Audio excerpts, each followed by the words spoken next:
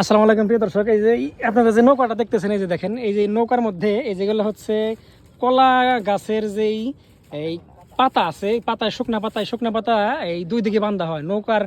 যে যেমন সাদা অংশটা দেখতেছি, ওই দিকে এক মাথা থাকে, আরেক মাথা থাকে এই দিকে, তাই না? ওই যে দুই মাথায় দুইজন কাকা বসছে। এই নৌকার এই মাছটা ধরার পদ্ধতি হচ্ছে ওই দিকে বাঁধা থাকবো আর এই দিকে বাঁধা থাকবো।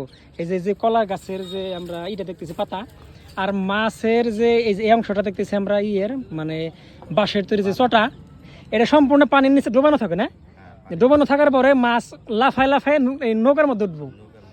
এখানে আসলে একটা সায়েন্স কাজ করে প্রিয় দর্শক। এই যে আপনারা হয়তো অনেকেই দেখছেন, মানে এখনো পর্যন্ত এখন কি ধরা যাবে কাকা বর্তমানে এই মুহূর্তে? এখানে পড়বো না, মাছের একটা সিস্টেম আছে যে সব জায়গায় থাকে না।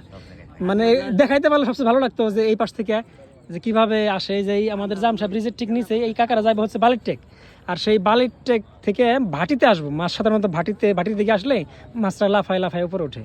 তো অনেক ধন্যবাদ কাকা।